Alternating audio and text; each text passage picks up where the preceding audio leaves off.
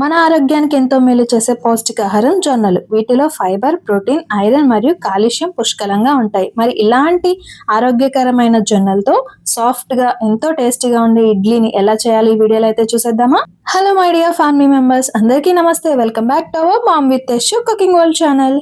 అలానే ఇంకా ఎవరైనా కానీ మన వీడియోస్ని చూస్తూ ఛానల్ని సబ్స్క్రైబ్ చేసుకోకపోతే ప్లీజ్ ఒకసారి ఛానల్ని చెక్ చేసి వీడియోస్ నచ్చినట్లయితే ఫాలో చేసేసి లైక్, కామెంట్, షేర్ చేస్తారని అయితే కోరుకుంటున్నాను. ఇంక ఇప్పుడు అస్సలు లేట్ చేయకుండా వీడియోలోకి అయితే వెళ్ళిపోదాం. చూసారు కదా, ఇడ్లీ చాలా సాఫ్ట్గా అయితే వచ్చాయి. టేస్ట్ కూడా చాలా బాగుందండి విత్ అల్లం చట్నీతో. దీనికోసం ఎలా చేయాలో చూసేయండి. మరి ముందుగా 2 గ్లాసుల వరకు జొన్నలను అయితే తీసుకున్నానండి. ఈ జొన్నలకి తగ్గట్టుగా మినప్పప్పునైతే 1 గ్లాసుని తీసుకున్నాను. 1 గ్లాస్ లేదా అంతకన్నా కొంచెం తక్కువగా అయితే తీసుకోవచ్చు. 1 స్పూన్ వరకు మెంతులు కూడా యాడ్ చేసుకుని దీంట్లో నానబెట్టుకోవడానికి తగ్గట్టుగా వాటర్ని అయితే వేసుకోవాలండి. వీటిని 7 to 8 అవర్స్ పాటు నానబెట్టుకోవాలి. తర్వాత వీటిని 4 to 5 టైమ్స్ వరకు వాష్ చేసుకున్నట్లయితే ఈ విధంగా నీట్గా క్లీన్ అయిపోతుంది. చూసారు కదా, చాలా మంచిగా ఉంది. నేను ఇడ్లీ కోసం నైటే నానబెట్టుకున్నానండి. తర్వాత వీటిని గ్రైండర్లోకి అయితే వేసుకుంటున్నాను. ఇలా వేసుకున్న తర్వాత కొద్దిగా వాటర్ అనేది వేసుకుంటూ గ్రైండ్ చేసుకోవాలి. ఒకేసారి వాటర్ అనేది ఎక్కువగా వేయకూడదండి. చూసారు కదా, ఒక టీ గ్లాస్ వరకు వాటర్ని తీసుకుని దీంట్లోకి అయితే యాడ్ చేసుకుంటున్నాను.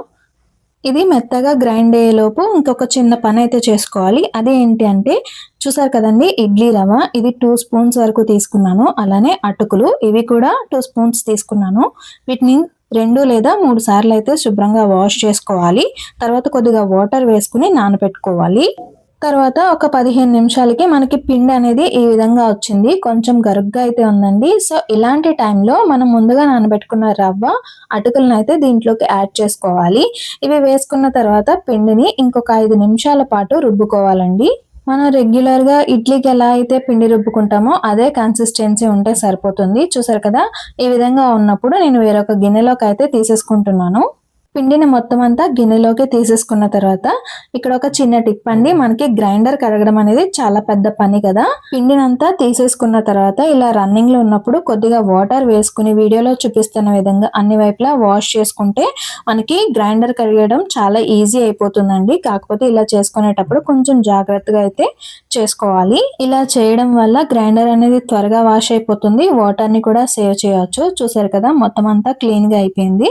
కొద్దిగా వాటర్ పెట్టుకుని క్లీన్ చేసుకుంటే ఇంకా మొత్తానికి వాష్ అయిపోతుంది. నేను పిండిని నైట్ అయితే గ్రైండ్ చేసుకున్నాను కదా, మార్నింగ్ కి మంచిగా ఫార్మేట్ అయింది. చూసారు కదండి, ఈ విధంగా అయితే వచ్చింది.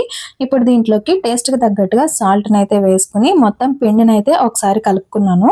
ఇలా కలుపుకున్న తర్వాత మనం ఇడ్లీ ప్లేట్లోకి అయితే ఇడ్లీలా వేసుకోవాలి. సో నాకు స్టీల్ది కాబట్టి కొద్దిగా వాటర్తో వాష్ చేసేసుకున్నాను. అలానే C1D అంటే అల్యూమినియం దాంట్లో వేసుకునేటప్పుడు కొద్దిగా ఆయిల్ అప్లై చేసుకుని అప్పుడు వేసుకుంటే ఇడ్లీ అనేది చక్కగా వచ్చేస్తుంది. సో నేను ఇడ్లీని అన్నింటినీ వేసుకున్న తర్వాత ముందుగానే ఇడ్లీ పాత్రలోకి కొద్దిగా వాటర్ని అయితే వేసుకుని హీట్ చేసుకున్నాను. తర్వాత వేసుకున్న ఇడ్లీ ప్లేట్లను ఈ పాత్రలో పెట్టుకుని ఒక 5 మినిట్స్ పాటు లో ఫ్లేమ్లో కుక్ చేసుకున్న తర్వాత మూత ఓపెన్ చేసి చూస్తే ఈ విధంగా ఉంది. ఇంకా కొంచెం ఉడకాల్సి ఉందండి. మళ్ళీ మూత పెట్టుకుని ఇంకొక 2 మినిట్స్ వరకు అయితే కుక్ చేసుకున్నాను. అప్పటికి మంచిగా ఇడ్లీ అనేది కుక్ అయిపోయింది. చూడడానికి అయితే వాటరీగా పైన అనిపిస్తుంది కానీ అది ఆవిరి మాత్రమే. సో స్టవ్ ఆఫ్ చేసేసుకుని సర్వింగ్ ప్లేట్లోకి తీసుకుంటే ఎంతో టేస్టీగా ఉండే సాఫ్ట్గా ఉండే జొన్న ఇడ్లీ అయితే రెడీ అయిపోతుంది. దీని కొబ్బరి చట్నీ, పల్లీ చట్నీ, అల్లం చట్నీ ఇలా దేంతో అయినా సర్వ్ చేసుకోవచ్చు. టేస్ట్ అనేది చాలా బాగుంటుంది.